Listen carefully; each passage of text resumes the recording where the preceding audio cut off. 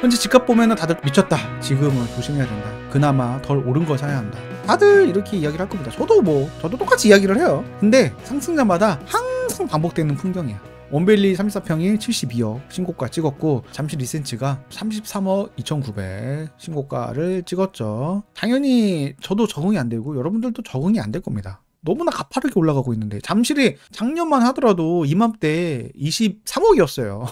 한 달에 1억씩 올라간 겁니다. 당연히 적응이 안 될 수밖에 없어요. 너무나 가파르게 올라가고 있습니다. 그래서 당연히 미쳤다고 말합니다. 다들 하나같이. 야, 33평 국민평형이 72억 이게 말이 돼? 이 빌딩 가격인데 이게 말이 돼? 그래서 어떤 전문가들은 과거 패턴을 딱 꺼내가지고, 야, 09년 2014년 장기간 5년 동안 하락을 했는데 똑같이 재현될 수 있다, 저도 그럴 수 있다라고 보고 있어요. 예, 미래 누가 알겠습니까? 그리고 놀란 것도 공감합니다. 저도 많이 놀랐으니까. 근데 저도 과거 데이터를 보고 전망은 하지만, 제가 드리고 싶은 말씀은 꼭 과거가 똑같이 반복될 거라는 보장은 없는 겁니다. 저는 이걸 보면서 투자는 관측하는 순간 결과가 달라져. 그렇지 않나요? 공감되지 않나요? 양자 역학과도 닮아 있는 것 같지 않습니까? 양자 역학이 그거잖아요. 관측하는 순간에 결과가 달라지는. 왜 그런지 모르겠지만 투자도 되게 비슷해. 과거 패턴 차트를 막 봤어. 아, 차트가 이랬으니까 이건 올라갈 거야, 골든 크로스야, 올라갈 거야, 베팅을 했어. 근데 베팅하는 순간에 과거 데이터, 과거 패턴, 과거 통계가 다 깨져버려. 내가 꼭 베팅을 하면. 그렇지 않나요? 여기가 오르면은 당연히 갭 메우기 해서 여기가 올라갈 거야. 근데 내가 꼭 투자하면은 규제가 떨어지고 안 올라. 과거대로 되풀이되지 않는다. 양자 역학이랑 똑같지 않나요? 정말 똑같다니까? 양자 역학이 이거예요. 저도 잘 몰라서 설명을 제대로 할 수 있을지 모르겠지만, 이게 이중 슬롯이라고 하는 판때기인데, 여기다가 전자를 막 쏴. 그러면은 이게 두 줄이니까 당연히 이게 두 줄이 생깁니다. 이게 관측할 때는 두 줄이 생기는데, 관측을 안 해, 보지를 않아. 그러면은 이게 여러 줄로 생깁니다. 여러 줄로. 두 줄이 생겨야 정상인데 갑자기 전자가 여러 줄이 생겨요. 되게 신기하죠? 아니, 분명히 딱 두 줄만 생겨야 되는데 왜 관측을 하면 여러 줄이 생길까? 이게 도대체 무슨 일일까? 아인슈타인도 이거를 이해를 못했습니다. 야, 너희들 일로 와봐. 너희들 지금 양자역학에 대해 설명을 하고 있는데 이게 무슨 말이야? 지금 달이 있잖아요, 이거. 눈 감아봐. 달 있어, 없어? 그러니까 하는 말에 달이 있을 수도 있고 없을 수도 있다, 이렇게 이야기를 하는 거야. 분명히 달이 있는데 이게 무슨 말이야? 이게 양자역학이에요. 이게 관측하지 않았잖아요. 관측하지 않으면 결과가 우리가 예상할 수가 없는 거야. 이해 안 되죠? 저도 이해 안 돼요. 이건 아인슈타인 천재도 이해를 못했어. 그러니까 여러분들 이거를 이해하려고 하지 마. 그러니까 이런 게 있구나, 이렇게만 받아들이시면 됩니다. 저도 이해 안 돼요. 그래서 아인슈타인은 이렇게 이야기를 했습니다. 신은 주사를 던지지 않는다. 야, 관측하거나 관측 안 하거나 이게 결과값이 바뀌는 게 말이 돼? 말이 안 되잖아. 끝까지 인정하지 않았어, 양자역학을. 근데 양자역학은 지금은 당연한 논리로 받아들이고 있잖아요. 그런 것 같아요. 아인슈타인은 고전 물리학의 법칙으로 세상을 설명하려고 했지만, 세계는 이미 새로운 원리로 움직이고 있었습니다. 새로운 세상이 열리고 있었던 거야. 양자역학은 이렇게 말합니다. 모든 가능성은 공존하고 관측하는 순간 결과가 결정이 됩니다. 너무나 신기하죠? 관측하면 결과가 결정이 돼. 투자랑 똑같아. 차트 공부했는데, 역사를 공부했는데, 이거 보고 토대로 투자를 하면은 정말 신기한 일이 양자역학이랑 너무나 똑같다. 투자도 마찬가지입니다. 미래는 정해진 답이 아닌 수많은 가능성이 있는 겁니다. 그래서 과거처럼 될 거다, 이렇게 말을 하는 거는 걸러서 될 필요가 있는 거예요. 과거의 공식, 익숙한 기준으로 지금을 해석하는 순간에 판단은 틀어지고 기회는 사라지는 겁니다. 그래서 진짜 양자역학 아니겠습니까? 저는 그래요. 지금 시장은 새로운 단계로 넘어가고 있다. 우리가 지금까지 상상하지 못한 새로운 단계. 그래서 과거에 머물면 새로운 질서를 이해할 수가 없는 겁니다. 아인슈타인이 끝내 받아들이지 못했던 변화처럼 지금도 많은 사람들이 달라진 시장을 인정하지 않고 있어요. 저도 그렇고 여러분들도 그렇고 많은 사람들이 인정을 하고 있지 않습니다. 그런데 세상 바뀌었죠. 바뀐 거야. 과거와는 다릅니다. 투자도 새로운 관점이 필요합니다. 여러분들에게 되게 중요한 말씀을 드리는 건데, 닐스 보어는 이런 이야기를 했습니다. 신이 주사위로 무엇을 하든 상관을 하지 말라. 낡은 생각을 던져버려야 됩니다. 양자역학이 완전히 다른 세계 문을 열었듯이 지금 우리도 새로운 시장을 받아들여야 됩니다. 그래야지만 미래를 조금이나마 유추할 수 있다. 저는 그렇게 생각을 해요. 현재를 어떻게 바라보느냐에 따라서 본인의 미래가 달라지게 되는 거죠. 현재를 부정하고 꼭 그래야만 한다, 당위성으로 접근하면은 본인의 미래는 굉장히 고달퍼지는 거예요.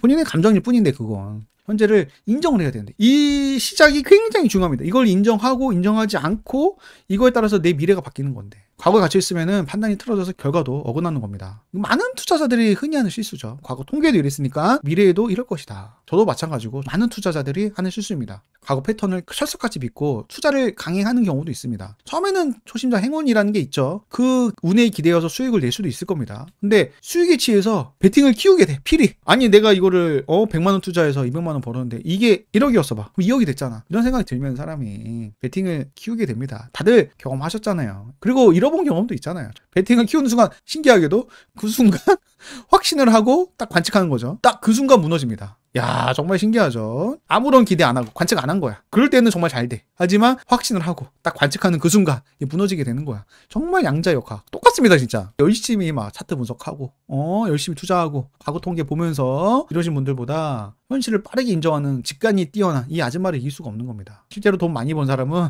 이 아줌마입니다. 정말 그렇습니다. 여의도에서 내로라 하는 전문가들보다 강남에 실제로 투자하고 계시는 아줌마들이 더 투자를 잘합니다, 진짜. 오히려 그 여의도에 있으신 분들, 무주택자분들 되게 많습니다. 그러니까 직관, 이 직관을 끌어올리는 게 굉장히 중요한 것 같습니다. 그리고 이 직관이 저는 무시할 수 없다고 봐요.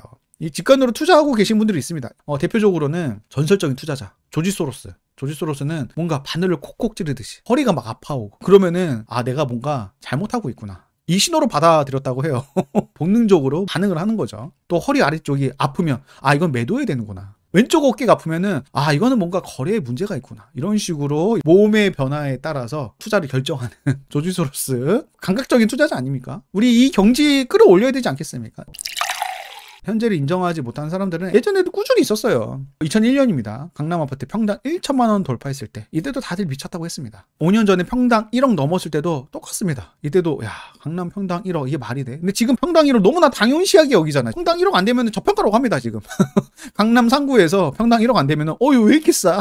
왜냐면 평당 2억이니까 반포가. 앞으로 평당 3억, 4억이 돼도 똑같이 미쳤다는 그런 이야기를 반복할 거예요. 미래는 모르죠. 근데 한 가지 확실한 거는 과거 사례만으로 미래를 정확히 맞출 수가 없습니다. 항상 되풀이 되는 것처럼 보여도 언제든지 달라질 수 있습니다. 중요한 건 다시 말씀드리지만 지금 일단 인정을 해야 돼. 지금 가격을 인정을 해야 돼. 그럴 수는 있지만 이거를 완전히 부정하고 이렇게 세상을 바라보시는 분들은 개인 감정일 뿐이에요. 이건 실을 인정해야지. 그래야지 그 다음 스텝을 밟을 수가 있는 겁니다. 그 위에서 미래를 그려야 합니다. 이게 미래를 보는 시작이죠. 그래서 미래를 맞추려면 과거 통계 중요해요. 근데 제가 말씀드리고 싶은 거는 직관을 끌어올려야 된다고 생각합니다. 직관. 투자에 있어서 직관이 가장 중요하다고 생각을 해요, 전. 근데 이건 단기간 되는 게 아니죠, 당연히. 이게 쉬웠으면은 하루아침에 누구나 부자가 됐겠죠. 수없이 부딪혀보고 망해보기도 하고 절실히 뼛속까지 제대로 한번 느껴봐야 돼. 그래야지 비로소 조금씩 보이기 시작하는 것 같습니다. 초반에는 누구나 패턴을 쫓다 시행착오를 겪죠. 그러다가 중반엔 지식, 경험이 쌓이게 되는 거죠, 투자 경험. 후반에는 쌓여서 직관과 확신, 그리고 믿음으로 이어지는 게 투자라고 생각합니다. 투자는 결국 믿음입니다. 네. 투자는 믿음입니다. 불신지오, 믿음 천국이 괜히 나온 말이 아닙니다. 투자에서 나온 말이에요, 여러분들.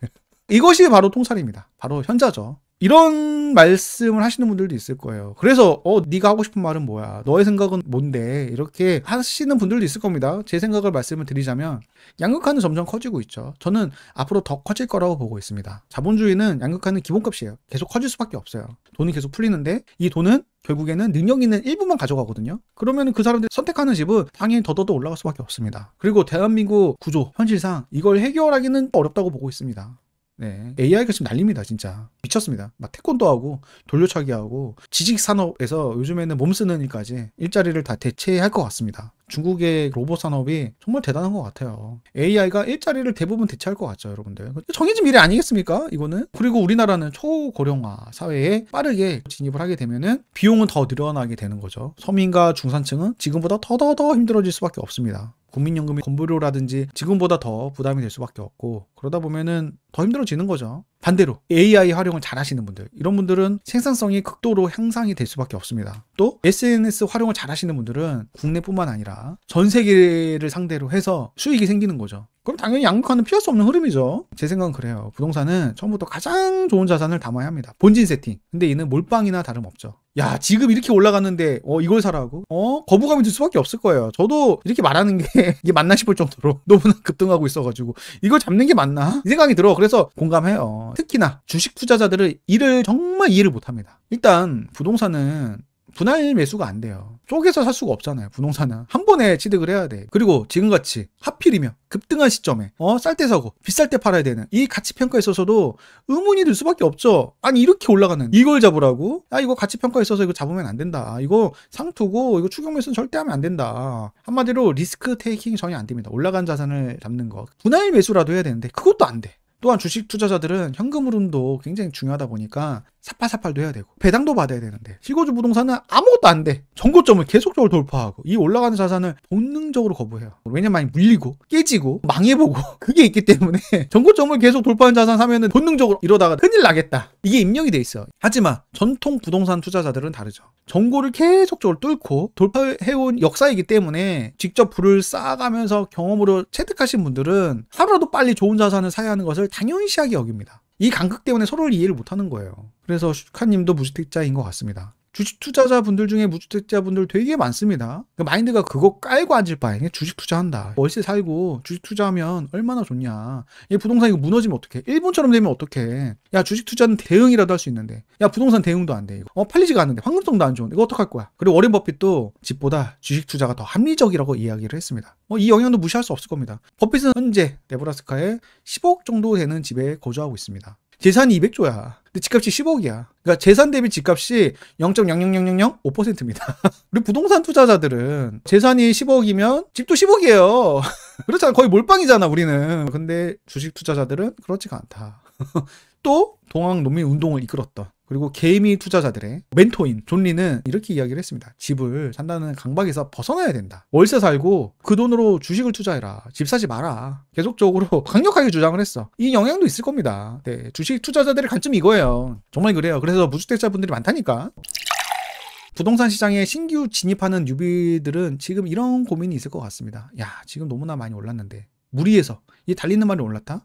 추격 매수를 해야 되나? 이런 고민이 많을 거야. 가치 투자 관점에서는 덜 올라간 거 살까? 좀 급지를 낮춰서라도 이런 고민 정말 많이 봤어. 근데 제가 드리고 싶은 말씀은 이거예요. 덜 올라간 거 사는 것은 단타라면 유효하겠죠. 하지만 어차피 갭이 붙으면은 이렇게 올라가면은 가격이 붙었어? 갭을 벌려요. 그래서 장기적인 관점에서는 덜 올라간 거 사면 안 돼요. 어차피 가격이 계속 벌려요. 덜 올라간 거 사면 안 돼. 그리고 갈아타려고 해봐. 부대비용 어마무시하다니까. 그냥 이거 살 걸. 이런 생각밖에 안 들어요. 내가 만약에 과천 살 수 있는데 인덕원을 샀어. 그러면은 과천 지나갈 때마다 과천 아파트만 보여. 진짜. 어떤 거냐면 내가 제네시스를 살 수 있는데 유지하는데 부담이 생길 것 같아. 그래서 한 단계 낮춰서 그랜저를 샀어. 그러면은 거리에 나갈 때마다 제네시스만 보입니다. 똑같은 이치야. 후회합니다. 살 수 있을 때 사야 돼요. 나중에는 이런 고민조차 못할 때가 와요. 고민할 수 있는 이 시기가 오히려 감사한 거야. 나중에 고민도 못한다니까. 다시 말씀드리지만 덜 올라간 거 사는 거는 단기적으로는 좋은 전략이지만 장기적으로는 답이 아니에요. 따라서 장기적인 관점을 가지고 최대한 좋은 거를 비싸다고 판단해도 본질은 그래도 사야 돼. 시기와 때를 가리면 안 돼. 하루빨리 사야 돼. 살 수 있는 그런 여건이 된 거를 감사하고 사야 돼. 내가 저거를 살 수 있구나. 이 고민하는 것 자체를 감사해야 됩니다. 투자는 타이밍이 아니에요. 시간이에요, 결국. 타이밍은 단타 전략에서만 유용하고 장기적인 관점에서는 타이밍이 아니라 타임입니다. 타임. 엉덩이로 투자하는 겁니다. 이거를 이해 못 하시는 분들이 굉장히 많아요. 수많은 정말 오랫동안 투자하신 분들도 이거를 깨닫는데 정말 오랜 시간이 걸리고 평생 깨닫지 못할 수도 있습니다. 평생 저평가, 틈새 시장 이런 거에 꽂히면 정말 깨닫지 못한다니까. 분명 우상향하는 과정에서 또 한 채도 조정은 있겠지만 부동산은 다른 자산에 비해서 변동성이 적잖아요. 최근에 변동성이 커지긴 했지만 전통적으로는 변동성이 적거든요. 그러면은 바닥 잡기가 더 힘든 거예요. 주식과 코인은 막 이렇게 올라가잖아요. 기회가 많이 와요. 근데 부동산은 이래요. 바닥을 어떻게 잡아요, 이거? 여러분들 이거 잡을 수는 있겠습니까, 이거? 주식과 코인을 잡을 수가 있는데, 그래서 트레이딩도 가능한 건데, 부동산은 이게 되게 힘들다니까? 할 수 있겠습니까? 주식과 코인에서도 싸게 못 사가지고 매일같이 깨지는데, 그보다 더 어려운 부동산, 이걸 할 수 있겠습니까? 그리고 과거를 보면서 강남도 하락한다고 합니다. 먼 미래 갈 필요도 없습니다. 2년 전만 해도 강남도 20-30% 하락했습니다. 그리고 2009년부터 2015년까지 도공레슬 대형 같은 경우는 굉장히 많이 올라가고 하락도 40-50% 하락했습니다. 그래서 강남이 더 하락한다 이런 주장도 해요. 그런데 드리고 싶은 말씀이 이거예요. 하락장에 그나마 거래가 되니까. 그래서 강남이 크게 하락처럼 보이는 거야. 다른 데는 아무리 가격을 낮춰도 거래가 안 돼. 하락장에는 정말 거래가 안 돼요. 장기간 하락장에는 개미 한 마리도 찾을 수가 없어. 강남이기 때문에 20-30% 내리면 그래도 거래가 되는 거예요. 결론은 패턴을 찾으려는 차트 잠시 접어두고 이런 핵심지, 상급지, 신계, 청남, 한남, 성수, 하이퍼 단지들이죠. 나인원 한담이라든지 PH129라든지 아소포라든지 이런 거는 신계고 우리가 넘볼 수 없는 그들이 사는 세상이고 우리가 그나마 넘볼 수 있는 게 아슬아슬하게 천상계까지인 것 같습니다. 네, 하이퍼가 아니라 하이엔드. 딱 이 정도는 우리가 넘볼 수 있지 않나.